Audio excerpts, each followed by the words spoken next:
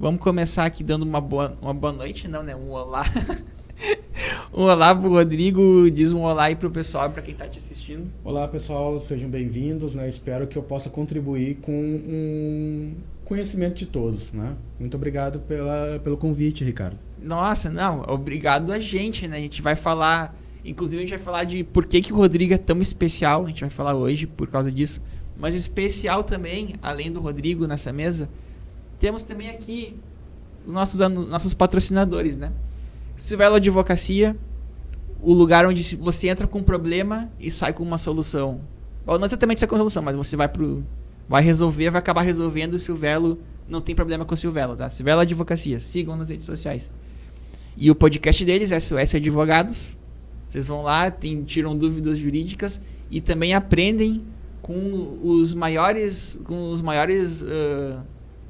escritores e advogados e juízes do Brasil, certo? Pô, Tudo isso tudo isso no SOS Advogados. E por fim aqui uma referência ao Estúdio Sapo Podcast. Quer ter um podcast? Pô, vem aqui. Conversa com o pessoal, tem um tema, escolha Sapo Estúdio Podcast. É isso aí, a gente tem que fazer um bom slogan merchan. ainda, né? O merchan. Bom, é isso. Passou o merchan aí. Se você não pulou o vídeo e viu tudo, agora a gente vai começar a entrevista. Aquela gente que às vezes pula, né, os merchan, né? Sim. Bom, agora a gente vai falar também dos livrinhos aqui, do Rodrigo, ó. Histórias em quadrinhos. E Tá na Hora do Pau. A gente vai falar desses livros também que ele me presenteou e depois vai ter dedicatória, né? Mais tarde vai ter dedicatória. A lápis ainda, ó. Não, briga. Vamos pegar uma caneta ali e vai ser a caneta. E tu tá participando de um experimento, porque a gente vai fazer agora a primeira vez ao vivo, sem ser ao vivo, sem comentários e tudo. E daí também ao mesmo tempo eu vou olhar menos o celular, porque daí não tem tanto comentário. E daí a gente vai poder se focar aqui, ó, conversa 200%. E Beleza. vamos começar focando no Rodrigo 200%. Cara, conta aí tua biografia, o que tu quiser compartilhar com a gente, porque esse cara tem uma biografia sensacional. Cara, são 44 anos de vida, recém-feitos, agora em janeiro, né? Parabéns. Então, muito obrigado. Né? Ganhei uma tortinha de bolacha muito boa. Tradição de família, torta de bolacha no aniversário dos membros da família. Um né? pavê? Receita de família. Não, a tortinha receita de família. Né? Receita Moraes. É cunha, na verdade, né? É por parte da família do pai, né? Ah, maravilha. Mas, enfim, né? O que eu posso dizer sobre mim, cara? Cara, eu sou gaúcho criado na Bahia, né? Eu fui criado na Bahia. Eu fui com 2 anos de idade para a Bahia, né? Eu, minha mãe, minha irmã mais velha, né? Meu pai já tinha ido um pouco antes, né? Então eu vivi na Bahia dos 2 anos de idade até os 13, né? Isso me faz alusão ao que um amigo em comum nosso sempre comenta, né? Que ele diz que o meu período de formação, o Hudson, né? Eu sempre falo que o meu período de formação na Bahia, né, é o que me caracteriza como um todo, porque é onde me formou o cérebro e tudo mais, né? Então, em tese ele está dizendo que eu sou meio preguiçoso, né? Por quê? Por conta disso, mas não exatamente preguiçoso, mas é que eu levo as coisas mais na boa, mais tranquilo, né? Já fui mais paranoico antigamente, né? Hoje eu faço terapia semanalmente, né? Não tem como fugir da terapia, ainda mais trabalhando em escola pública do governo do estado, né? Ou de qualquer governo do estado, professor de rede pública, ele deve sim trabalhar, fazer terapia, porque é necessário. E nós vamos falar sobre isso mais adiante. Vamos falar, porque esse aí a gente só começou a conversar aqui em off e já veio um monte de coisa. Então a gente vai falar sobre isso aí posteriormente, tu ficou na Bahia, né? E depois daí a tua família o teu pai foi a trabalho. Foi a trabalho, meu pai foi a trabalho, né? Ele queria morar lá, já tinha um irmão que morava lá, né? Eu morei em Salvador e em Feira de Santana. Descobri porque tu gosta de praia, então. Agora já entendi, tu foi criado em praia. Né? Eu morei em Salvador e em Feira de Santana. Feira de Santana é uma cidade grande que tem no interior da Bahia, né? A mais ou menos uns 150 quilômetros de Salvador, né? Uhum. Então, assim, cara, assim, eu gosto... A gente morou lá, na escola pública, não tem muito o que dizer. Fui criado subindo em árvore, caju, manga, coco. Nunca consegui subir num coqueiro, né, cara? Embora tenha fotos de eu tentando, né? Aqueles altões, né? Embora tenha fotos de eu tentando subir. E depois a foto te levando, né, de ambulância, né, pro hospital. Não. Asfalto. É só eu tentando mesmo. Era uma prima minha me empurrando assim, eu pendurado no coqueiro assim, mas não passou disso, né? Guri pequeno, né? Não passou disso, né? Mas a gente voltou pra cá, não tem muito o que falar sobre esse período. É vida comum, como aqui, só que na Bahia, né? Ia até a praia, matava a aula pra ir pra praia e por aí vai, coisa desse tipo, né? Alunos do Rodrigo, vocês ouviram o que ele acabou de falar? Esse é um corte que vai passar em looping. Né? Mas veja bem, né? Era pra ir na praia, né? Tá, não existe praia na minha cidade, tá? Então, né? Se salvou. Né? Não me deixa vermelho, Ricardo. Então, assim... tem um LED aqui, caso a gente foi... A gente voltou da Bahia pra cá em 1992, a gente voltou de ônibus. 3 dias e meio de viagem, né? Numa estrada dos anos 90 no Brasil, se eu não me engano, no Itapemirim. Sem ar-condicionado. Sem ar-condicionado, e a Itapemirim eu acho que nem existe mais. Né? É mesmo? Eu acho que não, nunca mais vi o ônibus deles. Né? Voltaram? A gente voltou, a gente foi morar na casa da nossa avó, todo mundo acumulado num único quarto, né? Na casa da nossa avó em Viamão, né? Dali pra frente foi a minha mãe trabalhando, a gente estudando, né? E buscando melhorar, conseguimos comprar a nossa casa, né? Onde a gente mora até hoje, né? Então, é isso, sabe? Em resumo, é isso. A gente começou a estudar. Aí foi ficando mais velho, foi estudando. Percalços ocorreram na vida, repetência de ano ocorre, né? Entre outras coisas, né? Estudo atrasado, mas consegui recuperar. Levei 11 anos, cara, para me formar em História. É mesmo? 11 anos para me formar em História. Porque Trabalhava falta de grana, cara. Falta de grana para pagar. Falta de emprego, né? Falta de emprego. Né? Não possibilitava pagar, então fazia um semestre, 2, trancava por 1, 2 anos, né? E voltava, e assim foi indo. Até que consegui uma estabilidade mínima e consegui finalizar a graduação, né? Em uma terceira universidade. Eu passei por 3, UBRA, PUC, e finalizei na FAPA, né? Uma das últimas turmas de história da FAPA foi a minha. Acho que teve mais umas 2 ou 3 depois de mim e acabou o curso lá, né? Depois fiz especialização, eu sou especialista em ensino da geografia e da história pela URGS, né? Especialização mesmo. E sou especialista em história e ensino de história do Rio Grande do Sul pela FURG também, né? Incrível. É só estudar mesmo para melhorar o conhecimento, para poder dar uma aula mais adequada, né? Isso é uma coisa que a gente queria falar bastante, que é a questão do professor, né? Tu acabou chegando na parte de restauro e de escrita por causa da profissão de professor? Eu acho que uma coisa leva a outra, mas também ao mesmo tempo não necessariamente. Não sei se vamos lá. Né? Porque, assim, tudo meio paralelo? É tudo meio paralelo, porque assim, eu sou colecionador de quadrinhos. Tá? Eu coleciono quadrinhos desde muito tempo e acabei levando isso para o mundo acadêmico, né?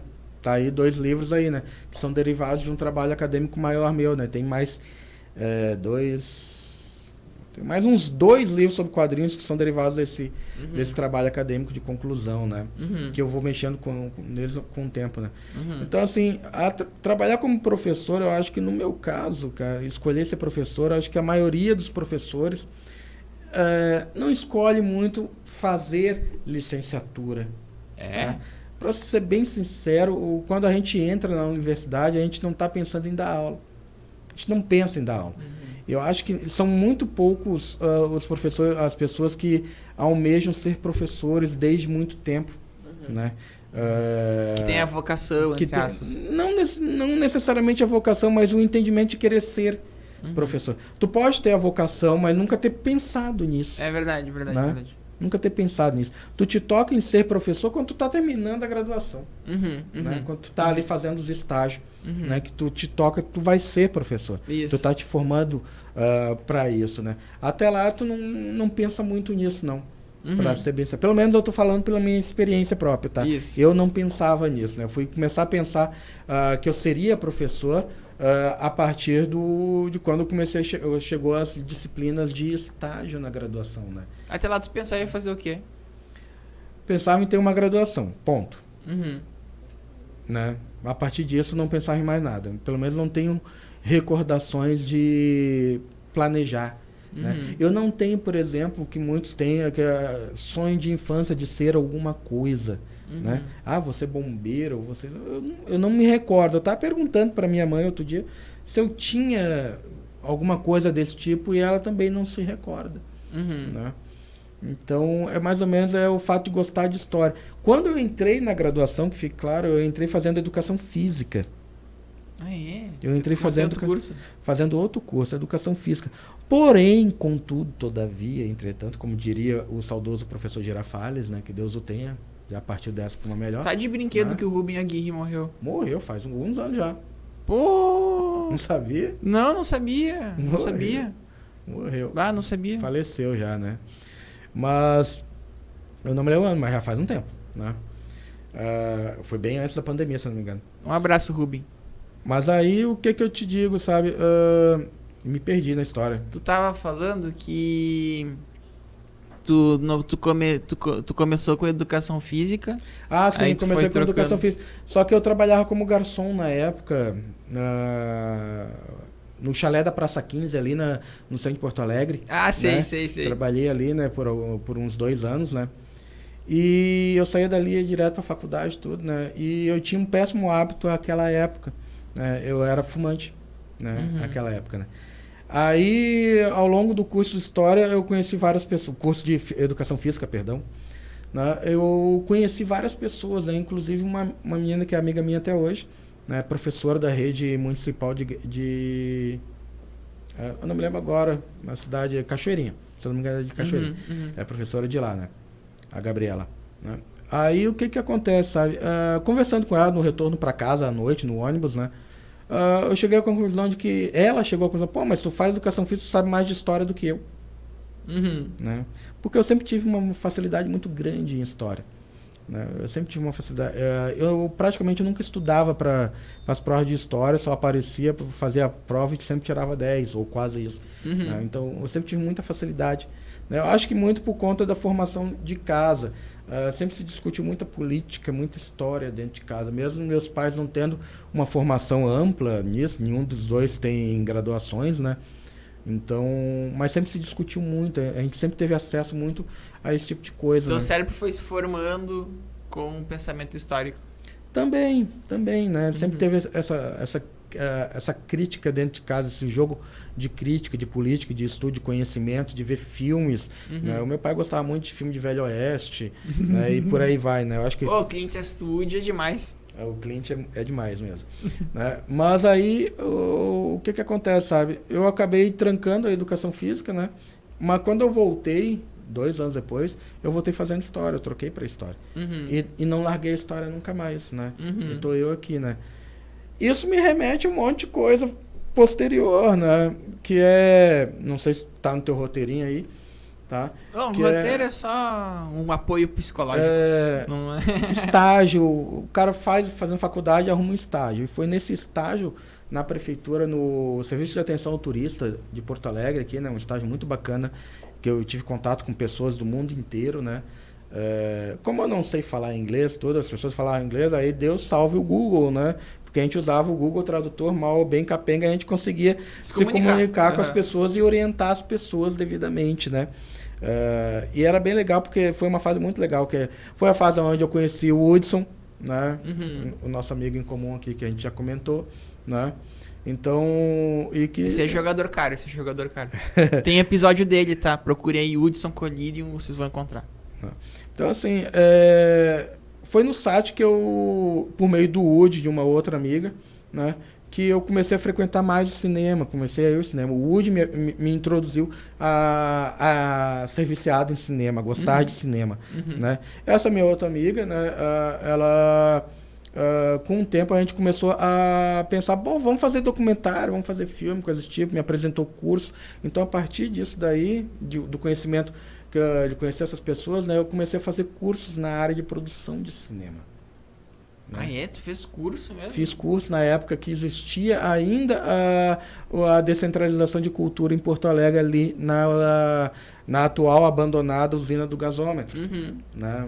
Tinha curso, tinha um cinema lá dentro, né? Uhum. E tinha curso, né? Então eu fiz um curso de produção de audiovisual, né? E com a ideia já de levar para dentro da sala de aula a produção de audiovisual. Eu sempre tive isso muito claro. Eu queria produzir filmes e produzir vários filmes, né? Tá tudo na internet, né? Uhum. Lá no canal da Clio Filmes, né? E a partir dali, desses estudos, eu comecei a produzir. Eu levei aluna minha para fazer filme comigo. Tem 2 filmes que eu atuo. Eu não gosto muito de ficar na frente da câmera, mas eu sou melhor atrás da câmera comandando o negócio do que ficando na frente dela, tá?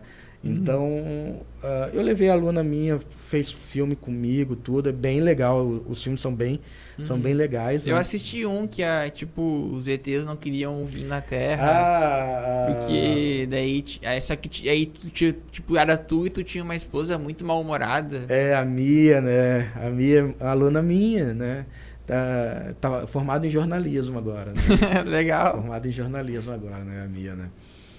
Então quer dizer que então, no fim das contas tu queria ser tanto professor e isso te levou... Tu queria ser acabou a vida te levou para ser professor, tu acabou lidando com produção audiovisual e daí tu produziu esses documentários todos ali, a gente vai colocar os links para vocês assistirem, e depois tu começou a escrever livros mesmo. A escrita de livros, ela durante o SAT, o estágio que eu fiz na prefeitura, existia um caderninho, né, para passar tempo. Como alguns não tinham internet, não tinham computador, não tinha nada, tinha um caderninho, que era o caderninho do SAT, onde a gente podia escrever mensagem pro colega seguinte, e eu tinha o hábito de escrever contos. Eu escrevia contos. Não era aqueles questionários, né? Não, era um caderninho caderninho do desabafo que a gente falava, né? Uhum. Então a gente mandava mensagem para outros colegas, enfim. Eu tinha o hábito de escrever contos. Então eu passava horas escrevendo contos. Incrível. Desenvolvendo diálogos, escrevendo contos, né? Muitas vezes algum colega desenvolvia um pouquinho o meu trabalho, né? Outros pegavam e escreviam lá, e o resto da história, continua a história, entendeu? Coisa desse tipo assim, né? Aí quando eu saí do estágio, né? Eu dei um jeito de pegar o maior número desses caderninhos, né? Para poder levar para cá, para poder digitalizar, né? Esses contos. Então eu digitalizei eles, né? Postei num blog que não existe mais, né? E ficou esquecido na internet, né? Ficou esquecido na internet, né? Aí por muito tempo ficou esquecido, né? A escrita, ela ficou esquecida por muito tempo. Né? Muito tempo. Volta e meia eu fiquei produzindo, escrevendo contos. Eu escrevi um livro de contos que infelizmente eu não tenho uma cópia para te dar, mas vou providenciar e vou encaminhar para ti. Não, eu quero que tu leia, porque são contos bem bacanas, são contos de gêneros diferentes, né? Falam sobre ficção, cyberpunk, vida real, né? Sempre com muita crítica social e com um sarcasmo bem exacerbado, né? Eu tenho um personagem que é bem bacana. Ele é meio estereotipado, porque ele é uma alma penada que foi pro inferno por um determinado motivo, né? E conheceu o capeta lá, e o capeta faz uma proposta para ele, ele, tá beleza, bora lá então, entendeu? E a coisa anda a partir dali, né? É bem legal. E tem outros contos, por exemplo, que é um conto de... não baseado, mas é inspirado na realidade, né? Na realidade, que é um conto bem... que eu uso o nome de um nome que eu gosto muito, que é Sofia, né? Eu gosto muito desse nome, né? Que é conhecimento em grego, né? Não é por isso, mas legal saber, tá? Não sabia disso, mas legal saber, né? Mas não é por isso, né? É porque eu gosto mesmo do nome, né? Eu tenho um carinho muito grande por esse nome. Quem sabe um dia, se eu ter uma filha algum dia, né? Eu pretendo pôr o nome de Sofia, né? Eu gosto desse nome, não sei porquê. Não sei explicar. Que tal Sofia Clio? Não vou botar a Clio, coitadinha do nome da empresa da Clio ali pra... No nome, a mulher não vai deixar. Mas primeiro tem que arrumar uma pretendente, né? Mas enfim, o nome, eu gosto do nome, né? Então eu dei o nome do conto para Sofia. Então eu descrevi algo que eu imagino para mim, sabe? Então criei uma história que eu meio que me inseri ali dentro, né? Então é um conto muito querido, muito legal, né? Tem um outro conto que, por exemplo, eu gosto muito da temática, eu gosto muito de Lúcifer, do diabo como personagem. Né? A gente pode trabalhar ele de várias formas, né? Tu não acha ele parecido com... É que fazendo o paralelo, mas tu não acha ele parecido com o personagem do O Máscara, o do Jim Carrey? Tipo, os comportamentos são semelhantes. É que daí, tipo, o Máscara do Jim Carrey, ele foi baseado no Loki. A máscara no é Deus o Loki. Deus da trapaça. Só que, tipo, o comportamento dele, eu acho que é um pouquinho diferente do Loki. Não, é muito diferente. E é bem parecido com... É que às vezes no desenho lá do Máscara, por exemplo, ele é um herói. Mas só que, tipo, no filme, o herói é o Stanley, né? Não o comportamento eu acho meio parecido, não sei se tu acha. Não. O comportamento do Loki... Não concordo nessa parte contigo, não. O Loki, ele tem um comportamento bem diferente. Não dá pra fazer comparações paralelas. Né? Ele é um deus... Não é que ele seja necessariamente mal. Não, eu tô falando do Máscara. Sim, mas o Máscara... Loki é só a inspiração. Sim. Mas não, o personagem Máscara não tem nada a ver com um personagem fictício, qualquer um que eu tenha escrito, ou com um personagem diabo, por exemplo. O Capeta, o Capiroto. Eu troco o nome dele constantemente, né? Pra não repetir muitas vezes o nome. Pra não repetir os inúmeros apelidos que ele ganhou ao longo da história, né? Tem até Cramulhão, né? Esse eu não conhecia. O Cramulhãozinho é alusão a uma novelinha da Globo, muito boa, por sinal, uma das últimas boas. Aquela na garrafa? Né? Não me perguntem o nome da novela. É que a gente começa a entregar Renascer, a idade. eu acho. Não me lembro. Não vou lembrar, mas é uma das novelas boas que a Rede Globo fez, né? Mas, enfim, né? A escrita em si, Ricardo, mesmo, ela ficou muito tempo... se tu olhar a data dos livros, né? Tu vai ver que são datas muito próximas, né? Tá na ficha catalográfica ali, né? 2021... Não. Aqui no Colheiro é assim, a gente fala e prova. Né? Aí... Aqui, ó, falou e provou. 2022. Né? Então, a escrita ela voltou junto com um momento muito brabo que aconteceu no mundo e no Brasil, né? E aqui eu faço uma mensagem para todas as pessoas que perderam alguém nos últimos anos aí por conta da pandemia, né, cara? Nós lá em casa perdemos pessoas também, amigos, né? Não, amigos queridos, né? Então fica o meu tenro abraço fraterno para todos vocês que estão vendo e perderam alguém na família ou amigos por conta dessa doença e por conta de falta de responsabilidades de alguns agentes públicos, né? Mas, enfim, a pandemia me possibilitou o isolamento social, né? Me possibilitou, me ativou a criatividade. Veja bem, naquele momento, acho que um ano antes da pandemia, eu comecei a fazer tratamento psicológico, terapia, né? Por conta de uma crise muito forte que eu tive de ansiedade. A crise foi tão forte que eu fiquei com medo de morrer. Né? Puxa vida. Então, antes que isso ocorresse, né, eu procurei ajuda, né, e comecei um tratamento e estou fazendo tratamento desde então, semanalmente. De vez em quando, dependendo da época do ano, né, eu acabo falhando 1, 2 semanas, né, como agora, semana passada e essa semana, né, que eu não pude ir por conta do retorno das aulas, né. Mas desde então eu venho trabalhando isso e as coisas melhoraram ao ponto de eu conseguir soltar a criatividade. Né? Capaz. Então a criatividade soltou. Eu fiz, deixa eu ver, eu finalizei um documentário de longa-metragem sobre ensino de história durante a ditadura militar, que eu já tinha gravado em 2015, mas não tinha finalizado. Eu finalizei esse filme, eu fiz outros 3 documentários, se eu não me engano, curtas durante o isolamento social, né?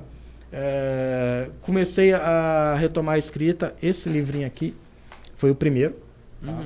Esse livrinho aqui foi o primeiro, que eu peguei uma parte do meu trabalho de conclusão de curso, né, e comecei a pesquisar, comecei a ler, atualizar o material, ampliar ele, né, e saiu ele, né, aí eu publiquei de forma independente, né, esse aí mesmo, né, publiquei ele de forma independente, né, aí depois fiz o de contos, que é o anterior ali, se não me engano, que passou, né, Fiz o de contos, que é o que eu peguei todos os contos que eu já tinha escrito, compilei tudo, diagramei, aprendi a diagramar sozinho, né? Diagramar é brabo, hein? Eu sou meio que autodidata em Percebi. quase tudo que eu faço, né? Porque é aquela máxima, se tu não sabe fazer, não tem dinheiro para pagar quem sabe, né? Ou tu não faz, ou tu vai buscar aprender a fazer. Né? Belo corte. Né? Isso vai dar um bom corte. Né? Tu vai aprender a fazer. Vai. Né? Tu tem que fazer, porque senão tu fica dependente dos outros, né? Uhum. E isso possibilitou a publicação desses 3 livros e me possibilitou também, e aí que fica o legal, né? A criação, o desenvolvimento de um negócio. Uhum. Né? A partir dessa experiência de busca, de estudo, de diagramar, de aprender a finalizar todo um livro, né? O livro é todinho, tem registro de ISBN, tem ficha catalográfica, tem tudo. Uhum. Né? Eu abri uma empresa. Um ano depois, eu passei 1 ano trabalhando sem registro, sem um MEI no caso, né? Um CNPJ de pessoa física, unitário, né? Uhum. Passei 1 ano trabalhando com isso, com um notebook de 15 anos de idade, que já era o meu segundo notebook doado. Um professor amigo meu me doou ele, porque o meu notebook, quando eu trabalhei, na primeira vez que eu trabalhei no estado, eu comprei um notebook, Uhum. ele queimou junto com o desktop que eu tinha, na mesma época. Puxa vida. E junto com um tablet, os 3 juntos. Nossa, tu ficou completamente ilhado. Fiquei completamente ilhado, não tinha mais nada. Uhum. Numa época que não existiam essas coisas aqui ainda, ou eram muito caros, né? Então, o que aconteceu, sabe? Eu fiquei meio desesperado, comecei a buscar a gente se tinha se eu conseguia um notebook doado. Consegui, né? E com esse notebook eu comecei a trabalhar. Eu faço diagramação também de e-book. Esse livro aqui, ele tem versão e-book na Amazon, por exemplo. Sim, Né? sim. Uhum. A diagramação é linda, né? Né? Olha aqui, ó, que bonito, ó. O contraste das cores, a fonte escolhida. Eu achei lindo, pelo menos. Né? A capa foi eu que fiz também. Eu faço tudo, na verdade, né? Aprendi a fazer tudo, né? Aí o que ocorre, cara? Sabe? O cara pega... Eu trabalhei 1 ano juntando dinheiro, divulgando, fazendo dinheiro, conseguindo cliente, né? Consegui uma parceria com com um professor de Santa Catarina, né? O Elvis Milde, é um bom professor, né? Tem trabalhos também muito legal, né? Tem canal de dicas de português também no YouTube, né? Então, assim, a partir dele eu consegui mais clientes e fui juntando grana, trabalhando, diagramando num computador lento pra caramba. E isso que ele era melhor, vejam bem, tinha 15 anos de idade, gente, um notebook. Ele era bem velhinho, tá? É um vovô, né? O que eu fiz nele, né? Como é que tu dá sobrevida a um computador, né? Tu troca o sistema operacional, cara. Ah, tu botou pro Linux, né? Eu passei pro Linux. Eu botei um Linux nele. O computador ficou voando muito.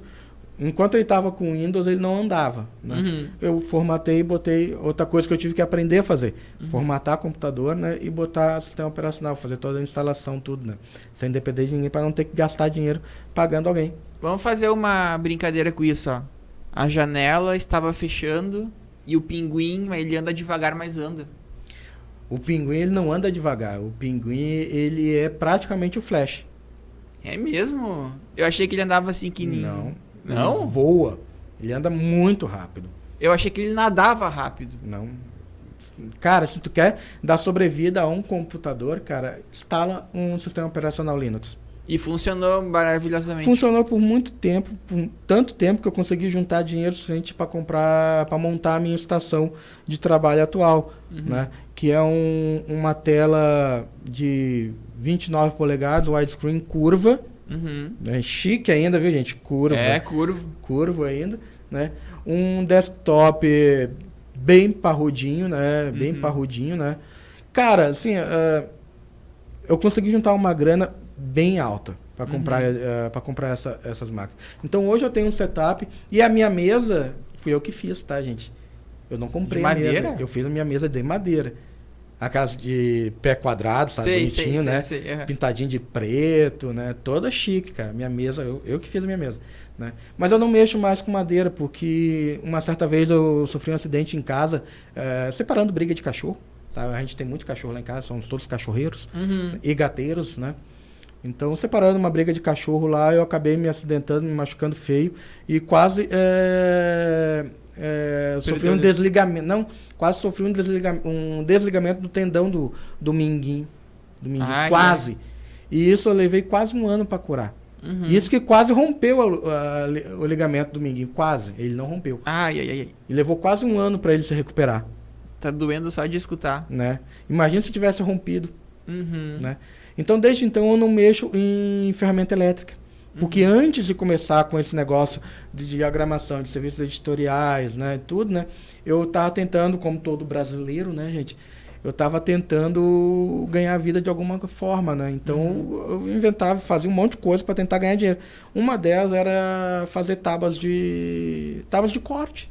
Né? Tábua de corte. Eu dei tábua de corte para a mãe do Hudson, dei tábua de corte para o Pablo, para um outro amigo nosso. Eu lembro, tu tinha lá tu vendia na Redenção, né? Alguma coisa assim. Eu lembro. Eu vendia, né? Só que não dava um retorno financeiro bom, né? E aí eu me acidentei, parei, e aí o desespero começou a voltar. Eu tenho que ganhar dinheiro. Aí, né, veio o estalo disso aqui. E, cara, assim, a gente já apresentou todos os teus negócios, todos os teus livros. Vamos falar de um tópico que é muito massa, que tem a ver também com tudo isso. Tu tava falando que tem diferença entre ensinar em escola pública, que fica em regiões mais periféricas, e escolas públicas que ficam em região mais de capital. Foi isso que eu entendi isso. Mais urbanizadas, no caso. Vamos falar disso. Veja bem, eu tô falando aqui de dois formatos, dois modelos. Não é bem formatos nem modelos. Eu ainda estou tentando achar a palavra certa, tá, gente? Então, me desculpem por isso. Mas, assim, escolas mais centrais, ou seja, mais cosmopolitas, mais urbanas, que nem escolas no centro de Porto Alegre, escolas públicas no centro de Porto Alegre. Recebe pessoas da região metropolitana inteira, não somente dos vários bairros de Porto Alegre, mas de cidades do redor também, como Viamão, né? Então, assim, e Viamão tem escolas que são assim também. Por exemplo, o Tolentino Maia é uma escola que recebe gente de bairros próximos a Viamópolis, onde fica a escola. Né? Mas tem escolas muito periféricas que atendem somente aquele público. Entendi. Né? Daquele bairro. Sim. Como é o caso do Ayrton Senna. Né? Tem uma escola chamada Ayrton Senna. Tem uma escola chamada Ayrton Senna, ela tem 30 e poucos anos, né? Ela fica localizada lá na Vila Augusta, em Viamão. Né? É uma escola muito boa, e fica aqui o meu beijo para a diretora Adri, que é uma professora, uma diretora maravilhosa. Adri, saiba que todos os teus professores te amam, tá? Eu espero que ela veja esse vídeo em algum momento. Né? Vamos passar para ela daí. Né? A escola é maravilhosa, a escola tem uma pegada muito boa, ela teve apoio de um projeto do Itaú anos atrás, que possibilitou desenvolver a escola ainda mais. Hoje a gente trabalha com vários projetos dentro da escola, né, cara? Tem projeto de horta, tem muita coisa. Tem vários problemas que são problemas corriqueiros em escolas públicas, né? Mas uma direção que pega junto, sabe, que quer trabalhar e busca desenvolver a escola, né, contribui muito. Né? Então a escola é muito legal, sabe? Os alunos gostam de ficar na escola, gostam de ir lá. E daí foi essa que tu trabalhou e tu tirou uma base para comparar. Porque tu tá falando, tem uma escola mais cosmopolita e uma escola mais de bairro. Quais são as diferenças que tu enxerga? Assim? Sim. Né? O que ocorre, sabe? Numa escola mais cosmopolita, né? O público ele é muito variado. Ele é extremamente variado. Né? Tem de classe média baixa, tem classe C. Se é que a gente pode usar essas expressões hoje em dia. Né? Tem estratos sociais diferentes. Né? Uma escola mais urbana, mais centralizada em área de movimento, que nem o Cecília Meirelles no centro de Viamão, né? Entre outras escolas. Né? Elas têm um público mais plural. Né? Uma escola mais periférica, de vila, do bairro, né? Ela atende mais aquela comunidade. Então, o público ele é mais homogêneo.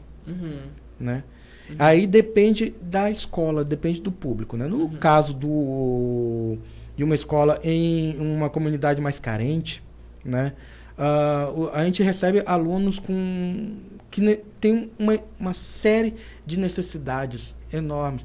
Chega aluno que precisa de roupa, né? Precisa de tênis, precisa de um chinelo, precisa de coisas básicas, né? Precisa de coisas básicas, né? Que não competem à escola ter, mas a gente busca ter. A gente sempre tem um brechózinho, o Ayrton Senna não, o Tolentino tem um brechó, mas o Ayrton Senna também faz um brechózinho também, né? A gente junta, a gente pega, nós professores fazemos movimentação para conseguir doação de roupa, coisa do tipo, e a gente faz eventos assim.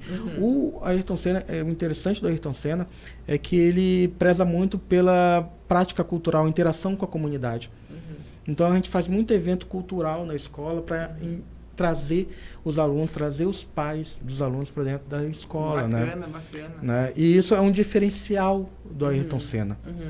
Sim, um tremendo diferencial. Mas ele tem a similaridade com outras escolas periféricas, com o mesmo perfil de alunado, né? Que é um alunado extremamente carente. E nessa questão, o professor ele acaba agindo, né? Não somente como professor, né? Adquire outros papéis, né?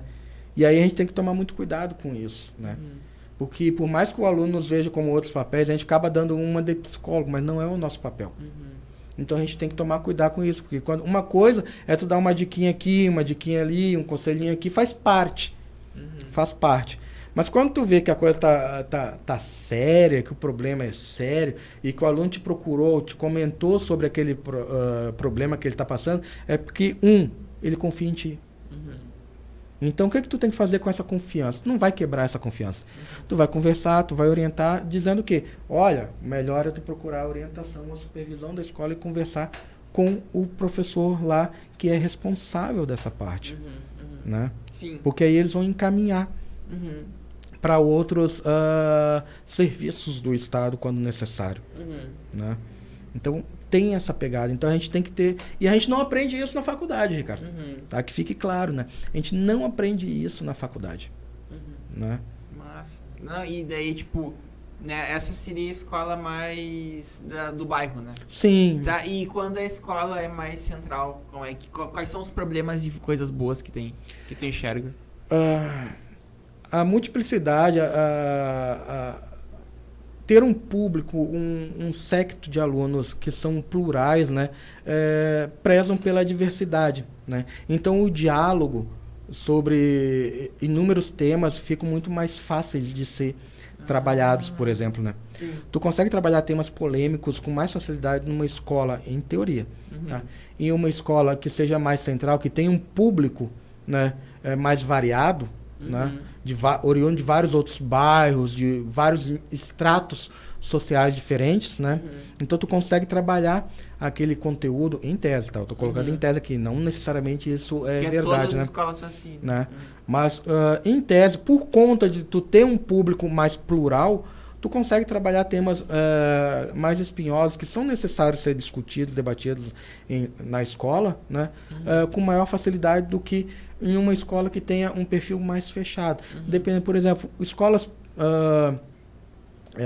de bairro, né, tendem a ser mais homogêneas em questões religiosas, né? Olha, interessante. Por exemplo, né? Sim. Por exemplo, o tema de religiosidade, temas religiosos, outras religiões, são temas mais sensíveis. Né? São temas mais sensíveis que a gente tem que saber lidar com isso, né? Porque tu vai encontrar alunos muito questionadores nas escolas, em ambos os modelos, né? Porém, né, um dado que eu encontrei, não tem pesquisas relacionadas a isso. Mas, por exemplo, escolas no Ayrton Senna, por exemplo, o nosso séquito, nossos alunos ali, né, muitos deles, né, tem perfil por conta da família, pai, mãe, assim, né, tem perfil mais conservadores, por exemplo. Né? Numa escola mais urbanizada, né, mais que tem um secto mais plural de alunos, né?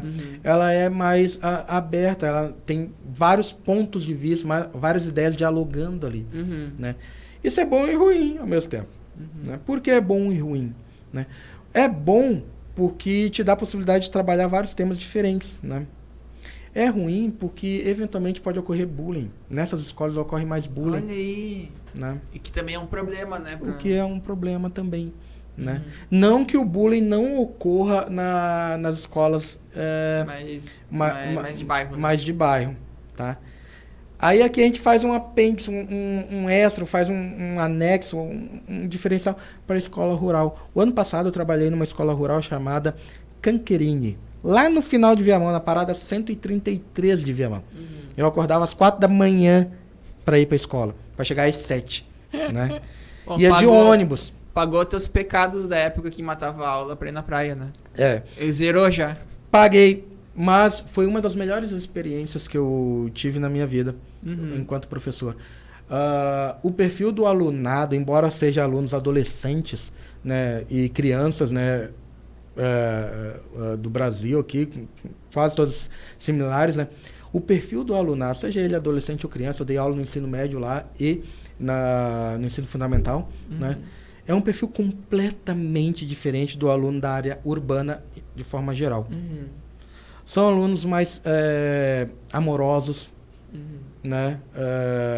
Mais educados no sentido de respeitar o professor em sala de aula. A gente não tem tantas dificuldades em controlar e manter e dar a nossa aula como a gente tem na área urbana. Né? É um perfil de aluno completamente diferente, é uma experiência que eu acho que todo professor deveria ter. Né? Você, professor, está dando aula somente nas áreas urbanas, né? Se possível, tente passar um tempinho numa escola de área mais rural, tá? Vai ser uma experiência muito bacana, pode ter certeza, tá? Os colegas são normais, né? Todos se ajudam como tudo, mas eu nunca comi tanto na minha vida. Aquela escola era maravilhosa, gente, sabe? Comida muito boa, os professores estavam sempre trazendo doce, porque é uma escola que fica perto de Santo Antônio da Patrulha. E temos professores lá que moram em Santo Antônio da Patrulha. Então sempre tinha uma rapadura, uma cocadinha muito boa, né? Um docinho sempre lá na mesa dos professores, né? Para quem gosta de doce é uma maravilha, né? Não tem como ser magro numa escola dessa, né, gente? Todo mundo meio gordinho. Né? A professora de educação física que não me veja falando isso, né? Ela vai comer meu rim. Né? Bom, é melhor uma rapadura, né? E me conta... tá. É que esse assunto aí é demais. Eu acho muito legal. Eu adoro ouvir as experiências das pessoas, assim, com coisas diferentes. Com realidades diferentes, né? E eu queria ouvir um pouco de ti sobre... que se tu acompanhou, que teve, né, todos os eventos que estão acontecendo em Brasília, teve um momento de ocupação ou invasão aí, a história dirá no futuro, do Palácio do Planalto, né? E teve lá a destruição de algumas obras de arte.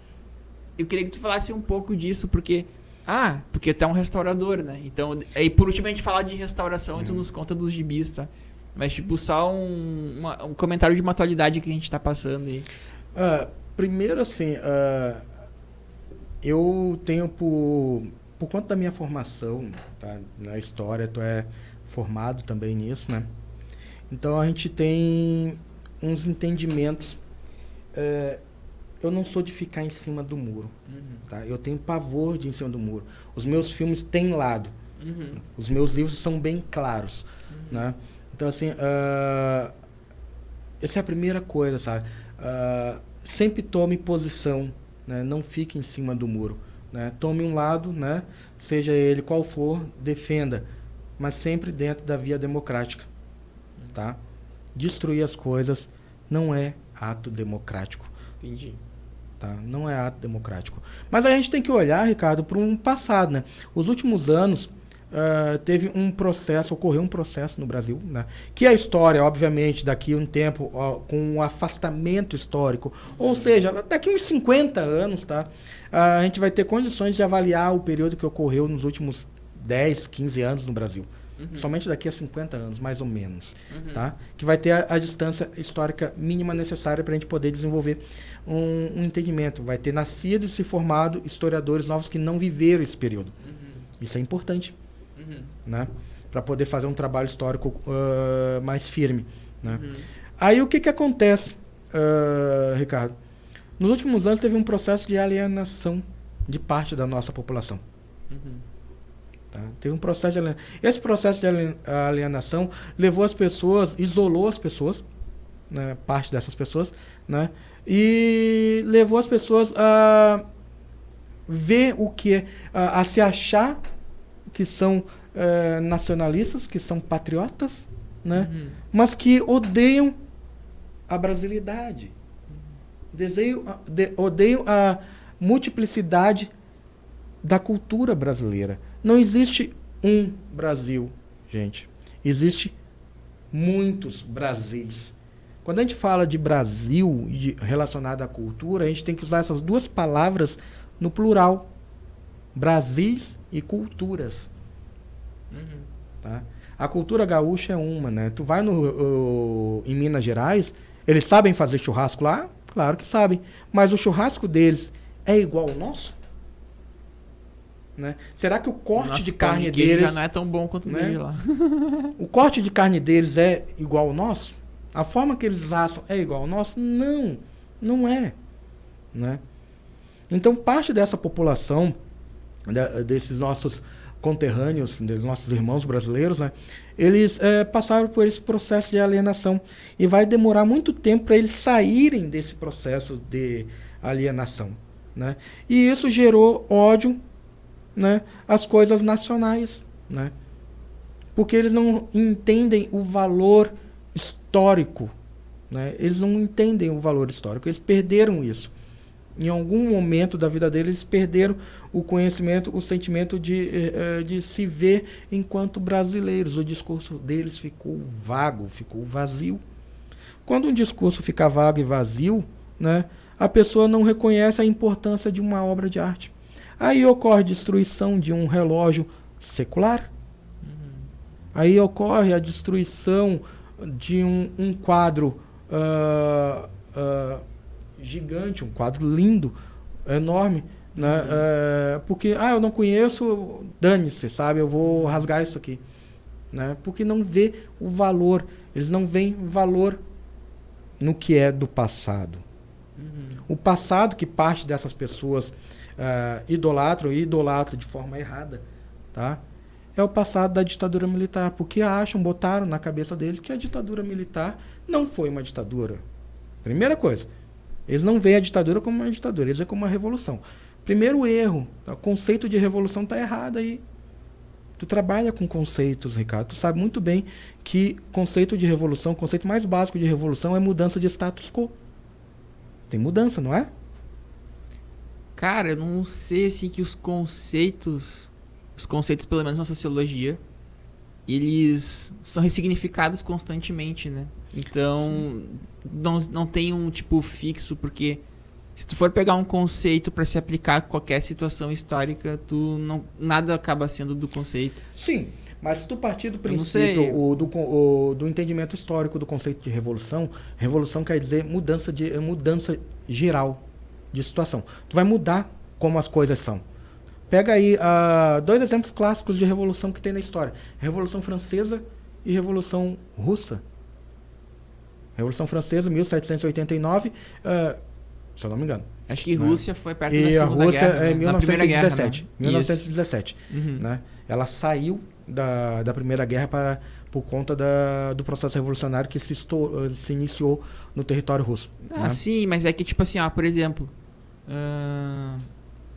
às vezes as pessoas elas enxergam mudanças que às vezes a gente não enxerga. Tipo, por exemplo, Revolução Farroupilha.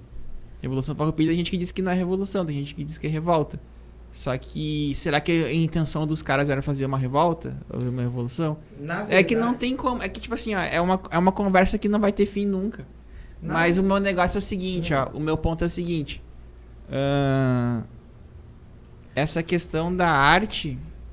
Eu não colocaria um lado político exatamente nisso, porque todos os lados políticos acabam destruindo a arte. Porque eu lembro muito bem que tem revoluções que foram feitas que teve queima de livros também, que teve eu não sei se tu já leu também aquele livro de 1974. Ele mostra que, tipo, a cultura e a arte, elas acabam sendo atacadas quando se quer mudar alguma coisa. Então, tipo, qualquer lado. Mas é que também eu não queria entrar nesse debate tão profundo, porque senão o podcast se perde nisso, né? Sim. Não, tranquilo. Mas eu acho que tem que fazer Voltando ali a questão do que ocorreu em Brasília, tá? Uhum. Esse processo de alienação que ocorreu com parte da nossa população, né? Criou um desapego, uma falta de visão de apego com o que é nacional, com o que é brasileiro. Uhum.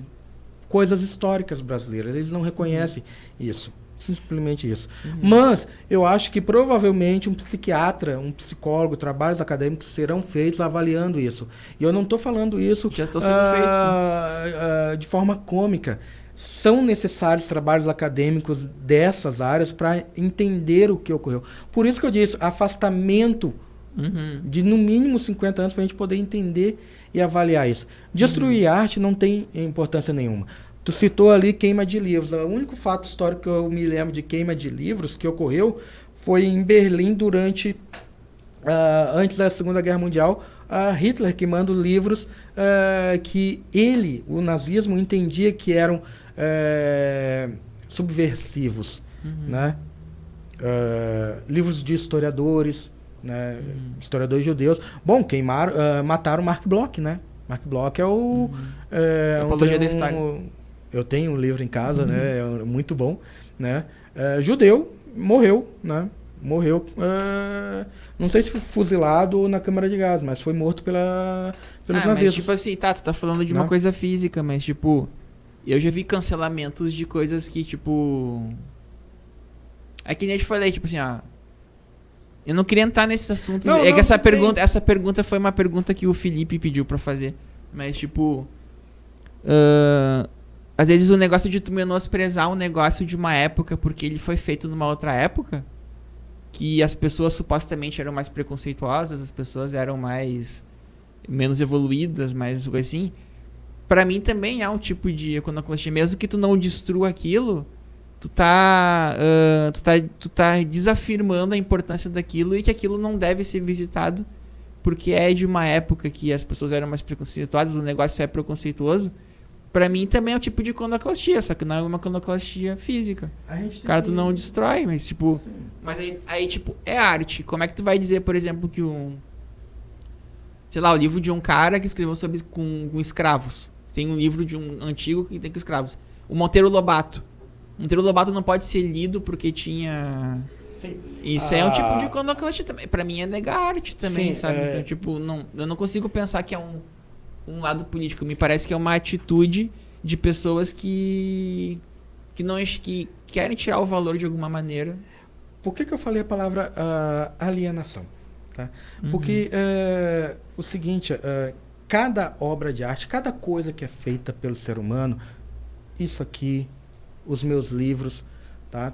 Tudo, né? Ele é um elemento pertencente ao momento em que ele foi criado. Ele faz parte daquele contexto ao qual ele foi criado. Tá? Mas não só, né? Não só. Mas existem representações. Tu citou o Monteiro Lobato.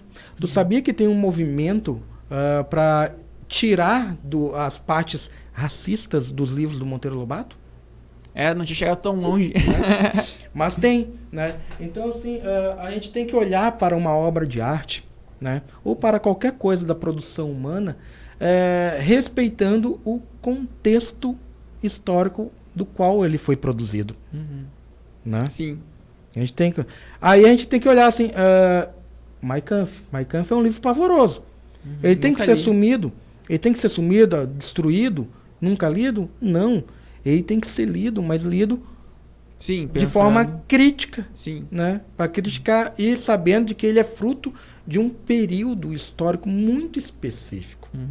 Né? A gente tem que ler, né? Observar, analisar refletir sobre qualquer objeto artístico, por exemplo, olhando para o contexto qual ele foi produzido. Né? Quando eu disse a alienação, eu quis dizer que essas pessoas perderam isso. A capacidade... Mas já tiveram algum dia? Né? Como vamos saber? Pois é, quando se fala perder é porque... Como vamos saber? Que já tiveram. Né? A princípio, a escola, né? A educação, ela deu essas condições mínimas dela perceber, dela entender, pelo menos eu busco fazer isso com meus alunos, sim. Né? A arte enquanto um elemento pertencente do seu momento de produção. Né? Do seu momento de produção. Então tu tem que entender, para te entender uma obra de arte, tu tem que entender o contexto em que ela foi criada. Entender a história do artista. Sim. E por aí vai. Né? E esse processo de alienação foi isso, foi o descolamento, um processo de descolamento da realidade dessas pessoas. Mas como eu disse, isso cabe a estudos, a gente não pode nos aprofundar. O que eu posso dizer com toda certeza é que destruir obra de arte é errado, não se faz isso. Né?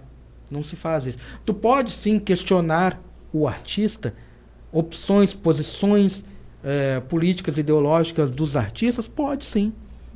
Tu pode gostar de um artista, mas tu descobriu que ele foi escroto em alguma fala sobre alguma coisa, ele foi antissemita, ele foi isso ou foi aquilo, né? E tu pode resolver, não vou mais consumir a arte desse cara, porque esse cara tu vai associar a arte dele a ele. E tá certo fazer isso.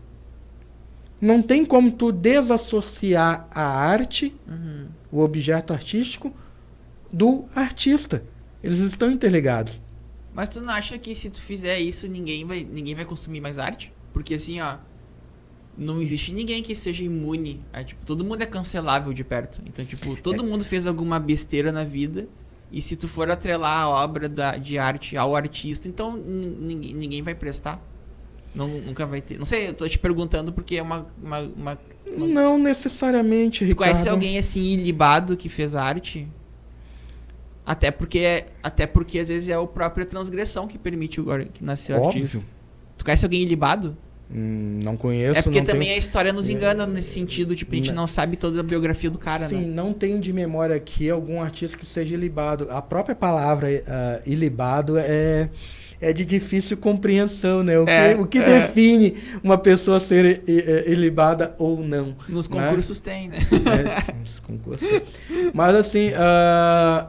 eu acho assim, cara, que é bem complicado isso, tá? De analisar, sabe? E, sinceramente, eu não tenho opinião formada. A gente tem que parar com esse negócio de que todos nós temos que ter opinião formada, né? Sobre tudo, né? Eu não tenho problema algum de dizer eu não sei, não vou opinar sobre isso. Né? E realmente, né? Eu não sei, eu não vou opinar sobre isso porque eu realmente não sei. Então, entre eu dar uma opinião vazia, baseada no achômetro e ficar calado, né? É sempre melhor a gente ficar calado, tá, gente? Né? É sempre melhor ficar calado nessas situações, né? Mas, historicamente falando, cara, observando isso, o que eu posso dizer, cara? Aqui é uma conversa livre, né? Não é tipo... Sim, é uma conversa livre, sim. Mas, historicamente falando, o que a gente pode dizer, cara? Eu acredito que não, tu associar a arte ao artista, porque é o correto. A produção de arte, uma determinada arte, ela está ligada, sim, a como o artista vê o mundo política e socialmente.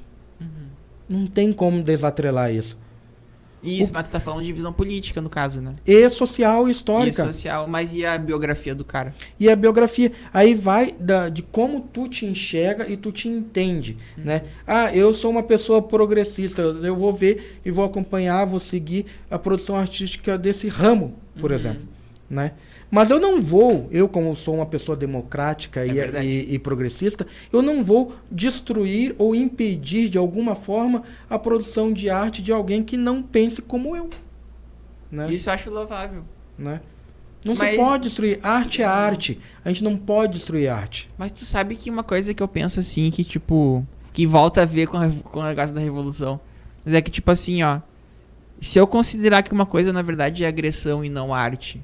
Será que a pessoa não se sente no direito de destruir aquilo? Se ela não considerar que é arte? ela não tem direito de destruir porque ela considerou aquilo uma agressão. Porque quando ela tá considerando aquilo uma agressão, ela está usando os parâmetros morais, éticos e morais dela. Aí nós estamos entrando para o ramo filosófico. Tá?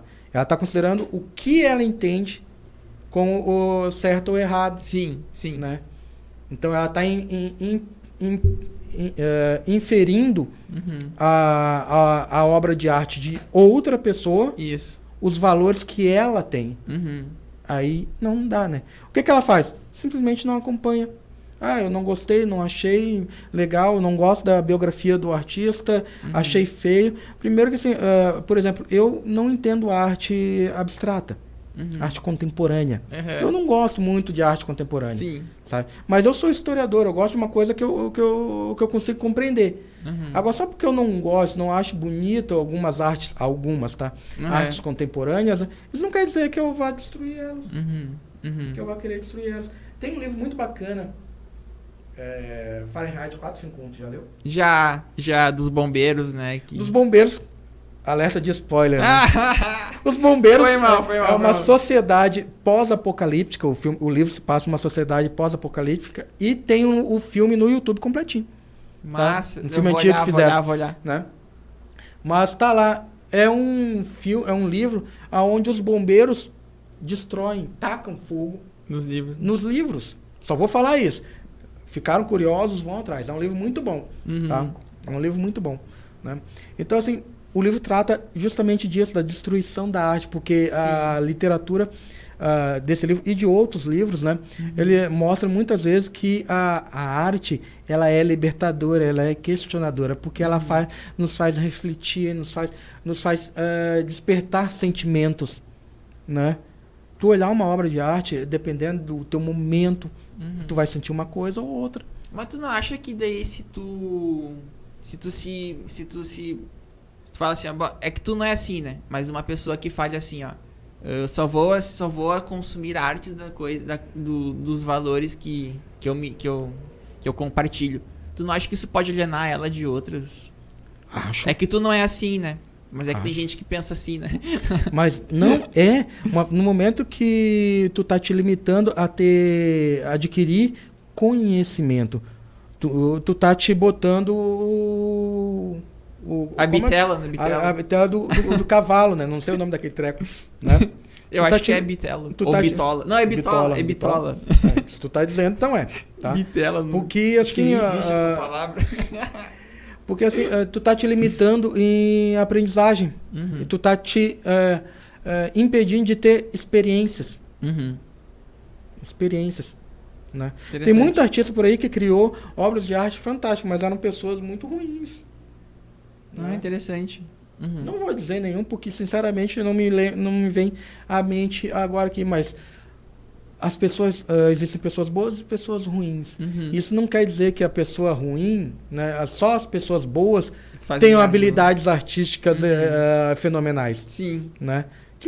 Tem pessoas que são pessoas que são ruins, um saco né? Mas mesmo assim sabem que são boas naquilo, né? São fantásticas, produzem arte maravilhosa. Né? E tu tem que ter acesso, tu tem que assistir, tu tem que ver aquilo para poder formar uma opinião. Tu não pode ter, em tese, tu não pode formar uma opinião sobre uma coisa da qual tu não experimentou, tu não viu, tu não leu. Né? Sim. Pô, assim, eu li o Mein Kampf anos atrás, não me lembro de quase nada dele, mas eu tenho a minha posição quanto a ele por conta do conhecimento histórico que eu tenho do período e por conta dessa leitura. Sim, né? Sim. Beleza? Assim como eu posso criticar alguns livros religiosos porque eu os li, né? A minha crítica pode estar em desacordo com de muitas pessoas por aí? Sim, pode. Porém, eu li, eu posso falar. Eu li, eu estudei, eu comentei. Tá? Então, em tese, eu posso emitir, não que eu faça isso, mas eu posso emitir uma certa opinião com uma base. E é diferente de emitir uma opinião de tu meter um martelo no negócio pra quebrar, né? Sim, claro. A gente tem que respeitar a arte. Né? A gente não destrói a arte. Né? Tu destruir a arte, destruindo uma arte, tu tá passando uma seguinte mensagem, Ricardo. Eu não te tolero e eu quero a tua morte.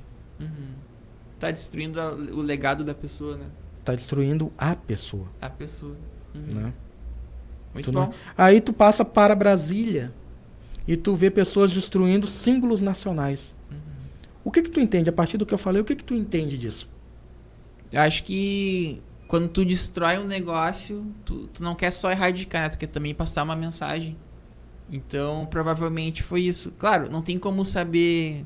Como eu falo, a gente não tem como saber toda a extensão dos fatos ainda, né? Mas é também uma mensagem, né? Tem gente que fala na antropologia, né? Do defacement. Na verdade, tu cria uma nova arte, entre aspas, né? Pela destruição, a destruição geradora, a destruição não só... Mas enfim, já que a gente tá falando disso, vamos falar um pouco de restauração pra concluir maravilhosamente. Porque, gente, você tem que ver que coisa linda.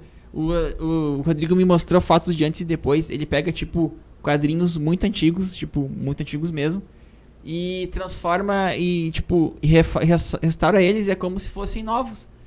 Então, tipo, a gente tem quase a sensação das pessoas da época tendo um negócio. Então, tipo, conta um pouco aí como é que é o processo, como é que tu chega, como é que tu transforma. Primeiramente, dizer como eu comecei com isso, tá? É o bom e velho se vira nos 30, tá? Do brasileiro, né? Buscando uma nova fonte de renda, né? Eu faço parte de alguns grupos de WhatsApp de historiadores, historiadores voltados para quadrinhos, tá? E uma coisa vale ressaltar aqui, muito importante, né, talvez para o teu corte, para um dos cortes, né, que a pesquisa acadêmica, tu é um acadêmico, tu faz isso, né? A pesquisa acadêmica com quadrinhos, ela é muito importante e por vezes não agrada muito bem o mercado. É verdade. Por vezes não agrada muito o mercado, Concordo. porque por vezes os historiadores acabam alfinetando o mercado em seu processo de escrita, né? Mas não é uma alfinetada por alfinetar, sabe, para gerar polêmica. É porque a gente enxerga as coisas, né, e temos que avaliar. Sim. Né? Então faz parte do ofício. Faz parte. A produção acadêmica historiográfica, né, da produção de quadrinhos relacionada a quadrinhos e história, né, é muito grande, né? Saiu agora um dossiê relacionado com a África, quadrinhos e África, fantástico. O Márcio Rodrigues é o organizador, é um historiador que é conhecido meu, é meu amigo, né? Escreveu um ou dois artigos, né, nesse dossiê fantástico. Então, quem quiser, pesquisa aí, dossiê África Quadrinhos, que não vai se arrepender, é um material muito rico, muito bom. Né? E apoiem, gente, o pessoal que é historiador e que faz pesquisa, porque tem muito material aí que se diz ser acadêmico e que na verdade não é, né? E talvez eu seja criticado por conta disso por alguns, né, que são sei lá, alecrins dourados do mercado, sabe? Boa. Enfim, né? Mas, dito isso, né? O que eu peguei, assim, eu resolvi restaurar, pesquisar, trazer de volta quadrinhos clássicos que foram publicados no Brasil, né? Em especial na revista O Tico Tico, né? Eu pesquisei, obviamente, né? E a gente não falou dos filmes e coisas desse tipo, né? Mas isso vale para eles também, né? Eu pesquisei direito autoral, eu mandei mensagem, e-mail para a Biblioteca Nacional, perguntei se aqueles quadrinhos específicos ali estão sob algum direito autoral, me informaram que não, que eu posso usar tranquilamente, fazendo a devida referência à Biblioteca Nacional, né?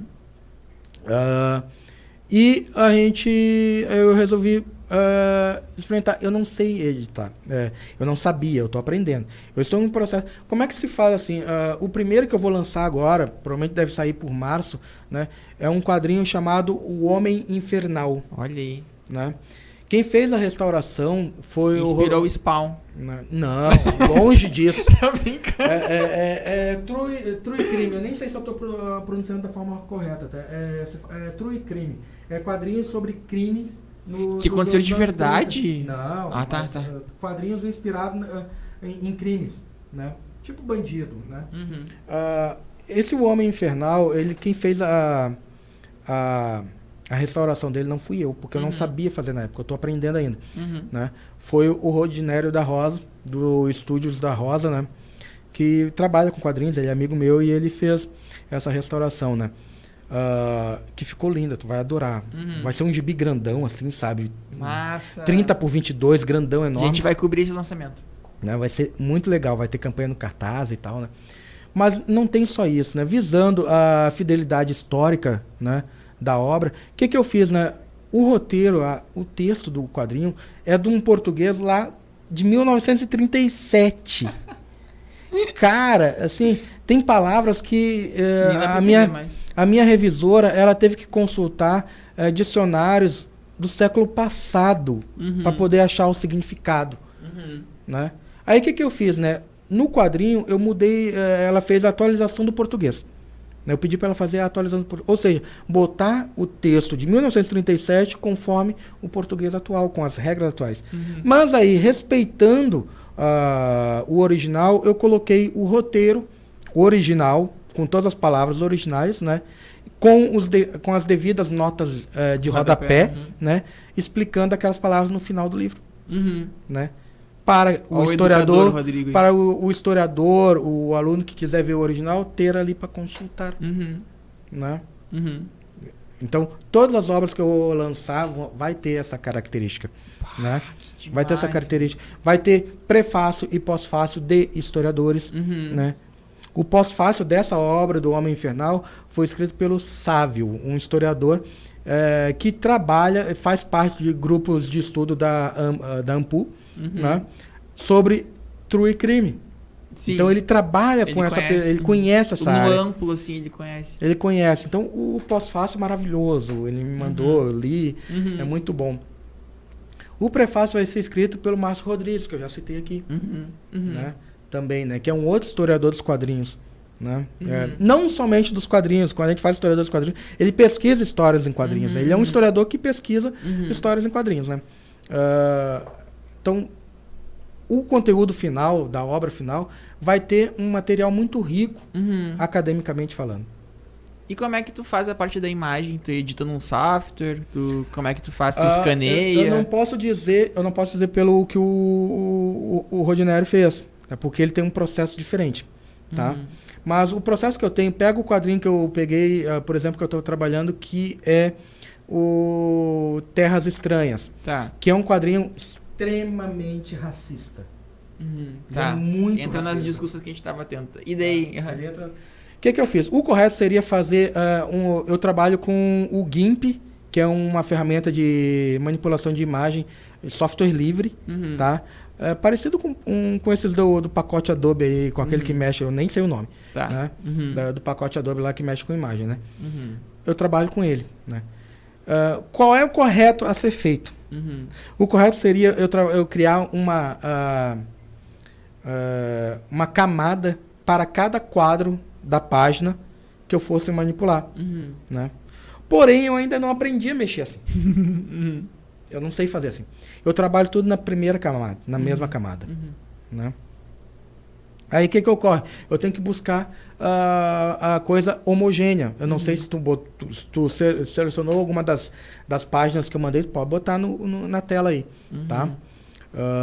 Mas assim, aí eu trabalho eu busco a homogeneidade, respeitando as características, a textura, o original, o máximo do original. Ou seja, eu busco preservar o máximo da originalidade. Eu não estava fazendo dessa forma, eu estava manipulando muito, né? A partir da orientação dos colegas do grupo de WhatsApp que eu te falei, né? Eu mudei a estratégia. E hoje eu busco preservar, manipular o menos possível do original. O original eu baixo da Biblioteca Nacional, do arquivos da Biblioteca Nacional. A Biblioteca Nacional escaneou em alta resolução e o que está livre lá, né, com o uso livre, né, tu baixa tranquilamente, né, em várias resoluções. Eu baixo na mais alta para poder manipular elas com tranquilidade, né? Sim. Então, basicamente, eu tiro... Dá trabalho fazer isso, tá? Mas eu busco eliminar a cor de jornal, porque era um jornal mesmo, né? Eu busco Papel jornal. papel jornal, né? Eu busco eliminar a cor de jornal e a influência desse papel jornal, né? Ah, E que massa. começo a dar pequenos destaques com efeitos nas cores, entre outros exemplos, saturação, exposição do preto, entre outros efeitos, nitidez, redução de ruído, e por aí vai, a gente vai ajustando ela, né? Então, tu vai fazer, cada página, é uma experiência, cada quadrinho é uma experiência. Tem vezes que numa página eu tenho que manipular todo de uma mesma obra, por exemplo, Terras Estranhas, eu tive que fazer ajustes diferentes de uma página para outra, porque senão não ia ficar homogêneo como um todo. Massa. Então tu tem que ter o olho, tem que trabalhar com duas telas abertas ali, com um quadrinho. Uma tela assim, ó. Né? Para poder ficar vendo, não tá igual, a mesma tonalidade, tu tem que ajustar a saturação, tem que ajustar a exposição e por aí vai, né? É um trabalho minucioso. E no meu caso, como eu manipulo, eu não faço por camadas, né? É mais trabalhoso ainda. Eu estou buscando aprender, né? Aí me quebra mais as pernas ainda, porque o sistema de impressão das gráficas é em cima do CMYK. Ele tem um sistema de cores específico, né? O editor que eu uso, né, ele salva em RGB, que é um outro sistema de cores. E as gráficas, né, as impressoras não reconhecem muito bem esse sistema de cores. Ele é muito mais rico, o sistema de cores RGB, né? Aí o que eu tenho que fazer? Eu tenho que pegar... Depois que eu renderizei, editei todo ele e renderizei, vou pegar aquela imagem renderizada, né, ajustada, né, e vou abrir um outro programa para poder converter para o sistema de cores, né, que é aceito pelas impressoras das gráficas, né. Pá, muito legal. Aí depois eu pego essa, aí renderizo de novo, né. E uma outra pasta, eu faço tudo separado, eu tenho um monte de coisas tudo separadinho, né? Aí eu pego essa que saiu que aí eu uso o Krita, né? Eu vou dar o nome dos aplicativos aqui, tá? Dos programas, tá? Já dei 2, né? O GIMP, que é para fazer a manipulação da imagem, e o Krita, o Krita é para desenho, mas eu uso para converter. Tu pode desenhar se tu tem a tela, sabe desenhar, tem os negócios para desenhar, tu pode desenhar usando o Krita. Né? E o Krita tem essa possibilidade de eu poder converter para o sistema de cores adequado. Legal. Né? Aí eu converto, né? E isso é meio chatinho, né? Aí depois eu uso um terceiro programa, veja bem, eu uso um terceiro programa, que é o Inkscape, que é um programa de vetorização. Nesse programa de vetorização é onde eu vou montar os textos, as caixas com os textos, eu vou botar os textinhos ali, os balões, tudo isso é ali que eu vou fazer essa parte final e finalizar a obra. Aí depois é só montar num arquivo em PDF, né? Que aí é um outro processo bem diferente, né? Esse tipo de conhecimento tu pode achar que é chato pra gente, mas é legal, tá? Porque, tipo, torna quase o Colírio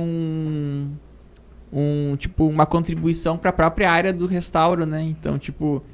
É um restauro digital, no caso, né? Mas é um restauro também, porque tu tá trazendo uma obra pra tá tirando ela de um lugar de biblioteca, entre aspas. Não que seja ruim, mas tipo, é de registro para um lugar de vida, né? Sim. Pra cá. E a minha intenção, Ricardo, com esses restauros é o quê, né? Possibilitar acesso dos historiadores, porque tem muito historiador que não sabe. O site da Biblioteca Nacional é muito confuso. É difícil achar as coisas. Né? Quando tu acha, beleza, né? Mas é difícil. Então, possibilitar o acesso o mais próximo da realidade possível para historiadores, né? Eu pretendo mandar para algumas escolas, eu conseguindo sucesso nas campanhas do cartaz, né, de cada obra, né, eu pretendo enviar para algumas cópias para escolas, né? Com certeza vou mandar uma cópia para a Biblioteca Nacional, porque é importante que eles tenham esse material, né? Então, é um processo de resgate histórico mesmo que vai me possibilitar, sendo sucesso e batendo esse sucesso e superando o sucesso dessa campanha, vai me possibilitar trazer outros. Eu tenho outros processos, outros quadrinhos, né, em desenvolvimento. Eu achei, por exemplo, na Biblioteca Nacional, lá na parte da Tico Tico, eu achei, por exemplo, uma adaptação de 20 Mil Léguas Submarinas. Pô, tá de brincadeira. Né? Eu não sei te dizer se é a primeira adaptação no Brasil feita de quadrinhos do 20 Mil Léguas Submarinas. Mas muito provavelmente é uma das primeiras. Nesse livro aqui, por exemplo, tem o resgate histórico ali na íntegra do primeiro quadrinho feito sobre o Lampião, ainda enquanto o Lampião estava vivo. Cara, isso é uma matéria jornalística. É tipo simulação, entre aspas, mostrando é uma matéria o modus operandi jornalística. dele. É uma matéria jornalística, conta a massa. história dele, cara, ali durante o período de vida dele ainda, né, cara? Então é maravilha. bem legal. Pô, Né? só te agradecer pela presença. A gente falou de tanta coisa massa. Vai ficar um episódio até ruim de editar, de tanta coisa boa. Então, só agradecer. Quer deixar uma mensagem final aí pode deixar pros teus alunos, pros teus colegas, Sim, claro, né? Primeiramente, eu queria agradecer a ti, tá? Muito obrigado. A gente tá para fazer esse vídeo aqui faz muito tempo, né? Muito tempo, né? Então, o meu muito obrigado pela essa oportunidade, né? Em seguida, eu queria pedir desculpa eventualmente por alguma coisa que eu tenha falado que não tenha sido... aqui é debate tenha saído livre. do script. Principalmente essa parte da política, eu sei que é difícil, mas eu sou uma pessoa que eu tenho posições, eu não consigo... Nem se preocupa, não é o primeiro que né? vem aqui falar mais de política. Ficar em cima do muro, né? Tu vendo meus filmes, a gente não conseguiu falar dos filmes, né? Eu pretendo voltar, a produzir esse ano, tá? Eu tô revendo os meus filmes, meus trailers, tudo assim, e a formiga, sabe? Tá dando aquela coceira no estômago ali para voltar a fazer isso, né? Uma necessidade. É muito legal produzir um filme, tá? Então fica essa informação, né? Eu vou voltar a produzir. Não que seja relevante, mas eu vou voltar a produzir porque me faz bem, né? Me faz bem. Façam o que... E faz bem pro público também, a gente adora. Né? Façam o que faz bem a vocês, tá? Eu queria agradecer também a minha escola, as minhas escolas, né? Ao Ayrton Senna, né? Os meus colegas são fantásticos, a direção, a equipe diretiva do Ayrton Senna é maravilhosa, né? A Miriam, né? A diretora Adri, né? A supervisora Adri, dentre todos os outros pessoal da cozinha, as tias da cozinha, o pessoal da manutenção, são pessoas fantásticas. O mesmo vale para o pessoal do Tolentino, né? Os meus colegas do aula na EJA lá, né? A gente nem falou da EJA, mas é muito legal dar aula na EJA. Sim, também, é muito gostoso dar aula na EJA. Né? Então, assim, a Tinoco, que é a vice-diretora da noite, ao meu amigo Peterson, que é o vice-diretor da tarde, é uma pessoa maravilhosa, amigo meu do tempo de FAPA, né? Ao professor Glênio, que é o diretor da escola também, né? Que é uma pessoa muito bacana, muito legal, né? O meu agradecimento a todos os colegas, tudo, né? Porque vocês fazem parte da minha jornada e eu agradeço muito conhecer vocês, né? E eu me direciono aos meus alunos, se algum deles assistirem esse vídeo, né? Saiba que o professor de vocês ama vocês. Eu realmente amo os meus alunos e faço o possível e o impossível para ajudar vocês sempre, tá? O professor pode pegar no pé de vocês? Posso, e eu vou fazer isso sempre. Mas é sempre visando ajudar vocês a melhorar, a buscar. O professor bate na tecla, estudem, estudem, estudem, porque somente com o estudo, com a educação, vocês melhoram a condição de vida de vocês e dos familiares de vocês. Estudem sempre. Essa é a mensagem final que eu posso dar para vocês. Estudem muito. Se tivéssemos plateia, ela estaria aplaudindo agora. Pô, muito obrigado mesmo, Rodrigo. A gente só agradece. Que episódio top aí, vai entrar na nossa lista. E é isso, gente. A gente vai então se despedindo por hoje. A gente agradece. E sigam a gente aí, comentem bastante com o Rodrigo. Ele é ativo ali, ele vai responder todos. Então a gente agradece aí. Obrigado por essa biblioteca viva aí que tá vindo aí. E uma boa noite. Obrigado, Márcio. E é isso aí. Boa noite não, né? Costume. Até mais. Tchau, tchau.